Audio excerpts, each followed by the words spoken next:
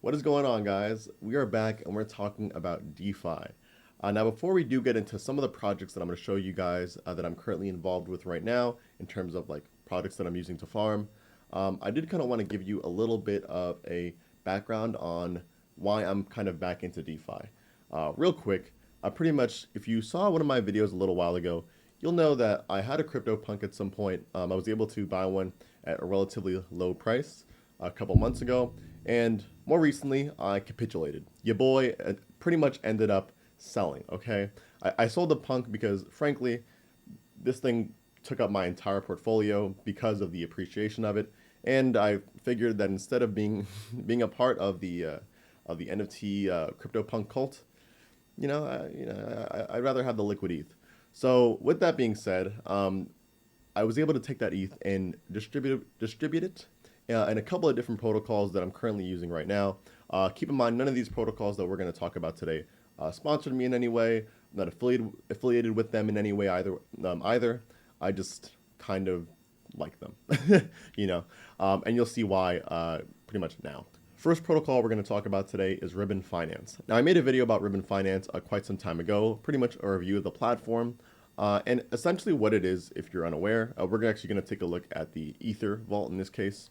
It essentially, what the vault does, it pretty much makes Ether call options. Essentially what that means is, in this case, if the price of Ether goes above $5,000, then whoever's minting that call option is able to make money as the price of Ether goes above $5,000. However, since the way it works, at least this vault works, we're actually selling those call options. So it's kind of the opposite in this case. So the week starts out below, whatever the strike price is, which is $5,000 in this case. And actually, if it stays under $5,000, then you actually gain yield based, on that. So you can see that the week's performance currently is about 0.36%, which means that if you deposited ETH this past week into this vault, you made about 0.36% of the ETH you deposited, which is a lot for Ether.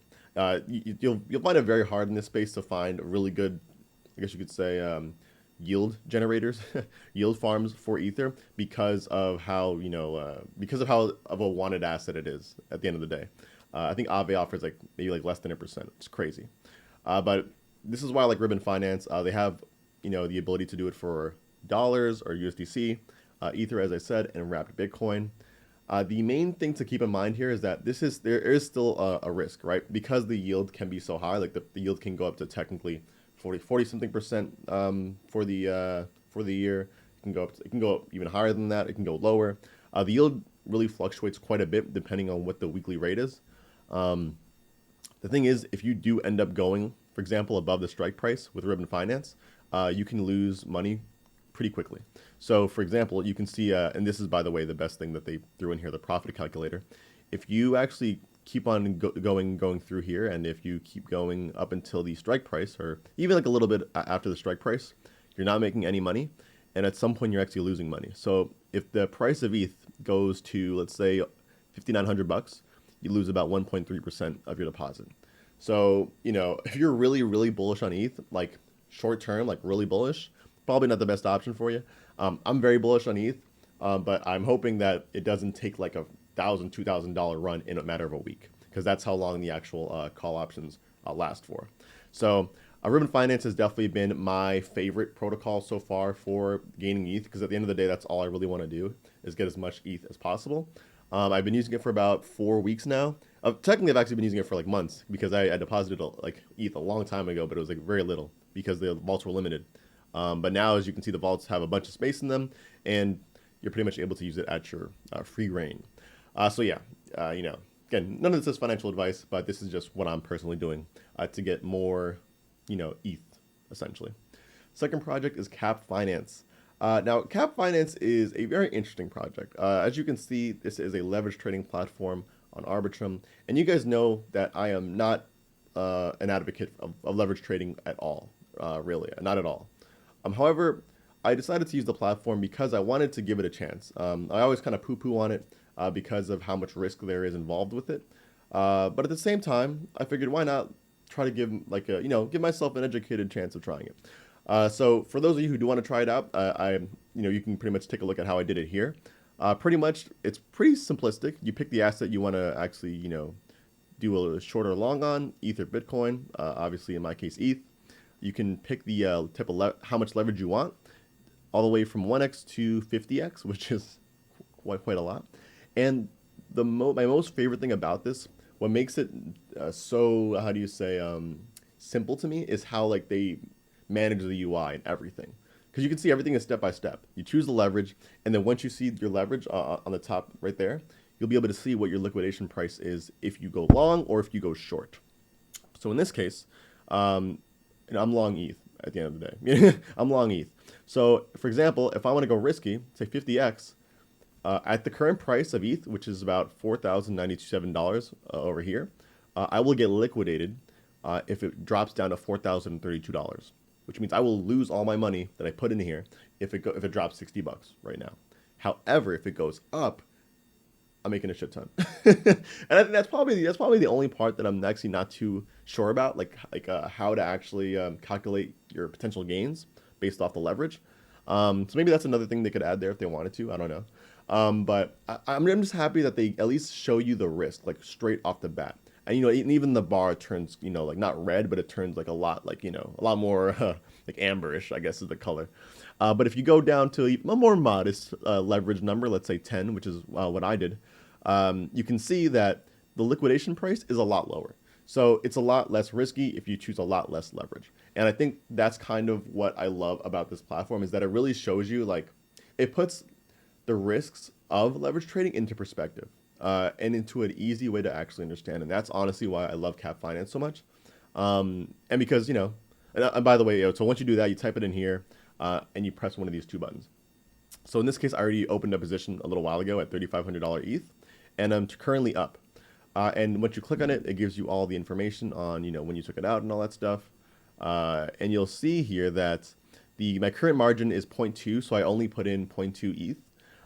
And technically right now I'm actually up 0.26, so I made about 134% if I were to just cash it out right now.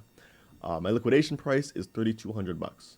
So I'm not too worried about being liquidated here. Again, if I had chosen 50x, I'd be up a lot more, like a ton more, but I could have gotten liquidated in like those little kind of how do you like the ebbs and flows of ETH going up and down, right? So, I would look at this as like, if you're comfortable with spending a tiny amount of money and you want to try leverage trading, I think I'd give Cap Finance a try. Again, it's personally what I did. But yeah, shout out to the team. I think this is a really cool product, and I just like how easy they make it and how they educate the user on the risks and the rewards. And the last project, Farmland. Shout out to the team over at Farmland, bruh. This is one of the low-key, this is probably the only farm I think I'm currently on Arbitrum. I think I might be in a couple other farms too, but this is like the only one that I'm like kind of keeping my eye on right now because of how much is going on. So they had a liquidity mining program a little while ago between the ETH and the Land pair, which is Land is their like one of their native tokens on SushiSwap earlier. They're releasing NFTs soon that will help you, I guess, help with like a yield generation for some of their farms, the pools, as well as the actual farm itself. And I'm not gonna lie to you, this stuff is like it's kind of complicated, at least to me. But from the way I've done it, essentially, I have a bunch of land that I bought. Some of it I actually got from the yield, what do you call it, the liquidity mining from providing the pair on SushiSwap. But I took this land, and essentially what I did is I allocated it. And since I've been, since I've allocated it about a couple of days ago, this countdown was started at 7 days. And right now it's at 2 days, 22 hours, and 22 minutes. What the hell? Okay, weird. It started at 7 days, and I've been pretty much growing corn ever since. And corn, as you can see, is really worth nothing. Again, I don't know the economics behind the corn and all that stuff, but from what I understand, once this hits 0, you have to harvest your corn or compost it or something, and then I guess you have to compost it, and then you get a boost of some sort. Honestly, I'm not too sure on how Farmland works, and I probably just did him a disservice by not understanding it completely before doing the video. But again, this is kind of just showing you what I'm doing personally. This is kind of more of like my Hail Mary shot. So if like land, who knows, 10x's, 20x's or something like that, I don't know. At least I'm in the farm. frankly, I don't do that many farms anymore. I was a big beefy guy, beefy finance a little while ago. But I don't know. I really don't want to be playing with any two. I don't want to be playing with any more tokens, to be honest with you. Like, I really just want to have a lot of ETH. And land in this case is like an exception. But at the end of the day, like, I'm gonna want ETH. Like, I'm probably not gonna be like keeping the land for like a crazy amount of time, anyways. Respectfully to the people over at Farmland. I'm an ETH maxi at the end of the day. Not a toxic one, but still an ETH maxi.